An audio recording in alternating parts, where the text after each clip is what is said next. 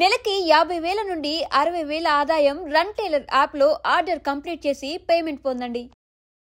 వేరే ఉద్దేశంతో అంటాం కాదు, ఉన్న విషయం చెప్తున్నా. బాహుబలి బాహుబలి అన్నారు.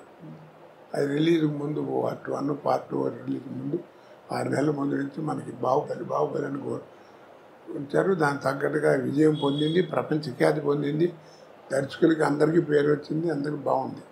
కాదండి అంటలా. ఇప్పుడు ఎవరైనా చెప్పుకుంటున్నారా కదా? మరి అంత గొప్ప సినిమా కదా, మరి ఎవరు చెప్పుకోరే? మరి అదే ఓల్డ్ మాయాబజార్ తీసుకొచ్చామనుకోండి, ఇవాళ 6 ఏళ్ళ కుర్రాడి దగ్గర నుంచి 60 ఏళ్ళ ముసలాడి దగ్గర అందరూ వెళ్ళి కూర్చుంటారు.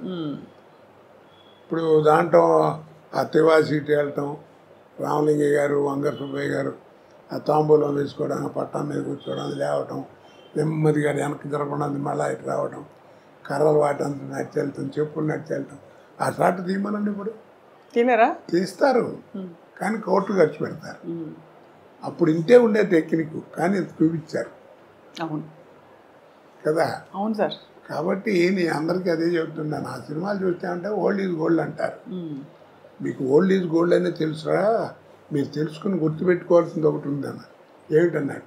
Gold never become old. అద్భుతం. అవును, గోల్డ్ నెవర్ బికమ్ ఓల్డ్. ఇదిగే పాత బంగారం అంటారు.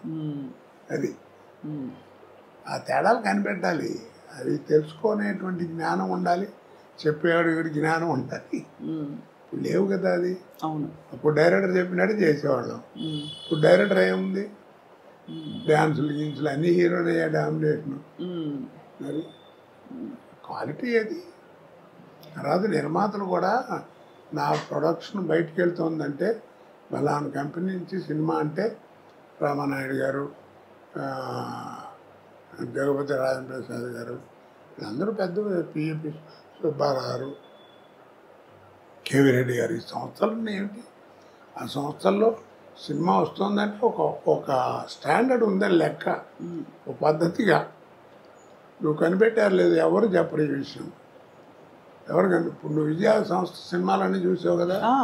ఏ సినిమాల్లో అన్నా మనిషి చచ్చిపోవడం కానీ తగలేయడం కానీ చూపించారు నీకు? ఏంటి చెప్పు? మీరు చెప్తుంటే మరింత స్ఫురిస్తోంది. అదే మీరు చెప్తుంటే గుర్తొస్తోంది, అది చేయలేదని. ఎక్కడన్నా ఉందో ఏ సినిమాలో అన్నా లేదు కదా? మరి సక్సెస్ అయినాయి. మర్చిపోయాడని ఒక డైలాగులు చెప్పడం అంతే.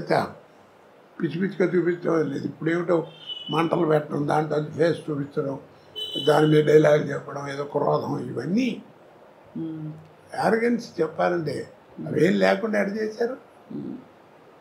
కాబట్టి ఆ స్టాండర్డే. డిక్షనరీ. కానీ ప్రేక్షకులని కోట్లు పెట్టి పోషిస్తున్నారు ఇలాంటి సినిమా కదా సార్. అంటే ప్రేక్షకుల అభిరుచులు కూడా మారాయి అంటారా? అభిరుచి అంటే అది లేకపోతే ఏం చేస్తారు చెప్పు? అవునా కదా? ఇప్పుడు జబర్దస్త్ అని ఏదో ప్రోగ్రాం వస్తుంది, పిల్లలకు టీవీ పెట్టారనుకో, అదే వస్తుంది. అది లేకపోతే ఇంకోటి తెలియదు వాళ్ళకి. అదే కామెడీ అనుకుంటున్నారు వాళ్ళు. అది విషయం. అది వాళ్ళ తప్పు కాదు, చూపించే వాళ్ళది కూడా కొంత తప్పు ఉంటుంది. మీకు కొంత అంటే బాగా అనిపించేవా సార్ అలాంటి కామెడీలు? అందుకే వాటిని కామెడీ అన్నారండి. హాస్యం అని ఎవరు అన్నారు కదా? హాస్యం అనేది వేరు. అవును, ఇది కామెడీ. హాస్యానికి కామెడీకి తేడా ఏమిటి అన్నారు. తల్లిపాలకి డబ్బా పాలకి ఉన్న తేడా. అబ్బో, ఒక్క పంచులో ఫుల్ చెప్పేశారు సార్. సార్ ఆహనా పెళ్ళంట మీరు కామెడీ హాస్యం గుర్తు చేశారు కాబట్టి, అద్భుతమైన మీరు చేసిన అన్ని పాత్రల్లో బాగా గుర్తుండిపోయే కొన్ని పాత్రల్లో ఇది కూడా ఒకటి. ఆ సినిమాతో మీ అనుబంధం మీకు ఏమైనా జ్ఞాపకం గుర్తుందా సార్? జ్ఞాపకం ఇందాక చెప్పానే, మనకి ప్రాప్తం ఉండాలండి. అది ఎందుకు వచ్చిందో ఎవరికి తెలియదా? జంజాల గారు, మా రామానాయుడు గారు అనుకోవడం. ఆ సినిమా గురించి చెప్పాలంటే చాలా గొప్ప విశేషం ఉంది. రోజు ఎయిర్పోర్ట్లో కూర్చుని ఉన్నా, మెడ్రాస్ వెళ్ళటానికి. హైదరాబాద్ ఎయిర్పోర్ట్లో ఏదో ఫ్లైట్ ఏదో ఒక అరగంట లేట్ ఏదంటే కూర్చుని ఉన్నా. రామానాయుడు గారు వచ్చారు.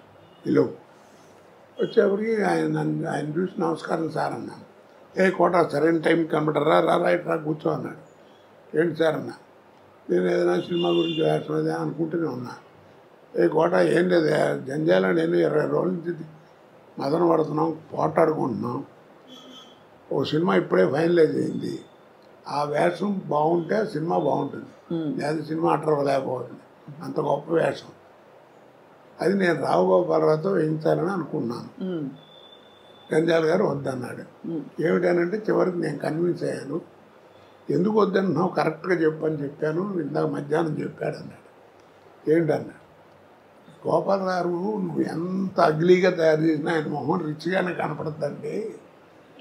ఆ కలరు అది ఆ వ్యవహారం అది చూడంగా నికృష్లా కనపడే ఫేస్ కావాలి, అది ఆయనతో కాదు, నా మాట వినండి, నేను కోటాతో ఇస్తాను అన్నాడు. అయ్యో ఆ ఫేస్లో ఆ వాల్యూ ఉండాలి, అది నటుడి యొక్క లక్షణం, అది కనపడాలి అని అన్నాడు. కన్విన్స్ అయ్యాను. ఆ వేషం నువ్వు చేయాల్సి వస్తుంది, ఒక 20 రోజుల దాకా కావాల్సి వస్తుంది, డేట్లు జాగ్రత్త ఇవ్వు, చాలా మంచి వేషం అన్నాడు. అలాగే అన్నాను, వేషం చేశాను, అయిపోయింది. మీకు తెలిసేంత అఖండమైన విజయం. ఓపెనింగ్ ఫ్లోర్ ఇక్కడ రామానాయుడు గారు స్టూడియోలో ఫ్లోర్ ఓపెనింగ్. ఆ ఫ్లోర్ ఓపెనింగ్కి నేదురుమిల్లి జనార్దన్ రెడ్డి గారు అప్పుడు చీఫ్ మినిస్టర్ ఓపెనింగ్ వచ్చాడు. రిబ్బన్ కత్తిరించబోతుంటే నాయుడు గారు ఒక్క నిమిషం ఆగించారని, కోటాకు ఉన్నాడు పిలవండి అన్నాడు. ఏంటి నన్ను పిలుస్తున్నాడు, నేను వెళ్ళి ఉంచున్నాను. వీడి సినిమాలు చూస్తుంటాను, వీడి తంతు ఉంటాడు, ఇంకోటి ఉన్నాడే వాడు, వీళ్ళిద్దరు కామెడీ భలే ఉంటుందని సరదాగా మాట్లాడాడు. సరే ఈ లోపల టైం మొత్తం పోతుంది, ముహూర్తం కట్ చేశారు, అయిపోయింది.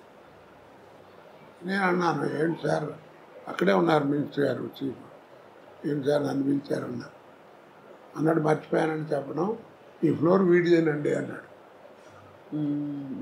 నాయుడు గారు. అదేమిటి అన్నాడు.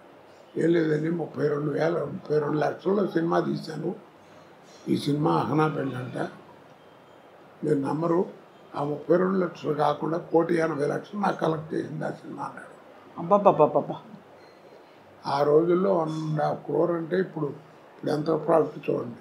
అవును, ఆడబేరండి ఈ ఫ్లోర్కి అన్నాడు. ఇప్పుడు సార్ 1.5 crore అంటే ఆ రోజుల్లో అంత ఎక్కువ.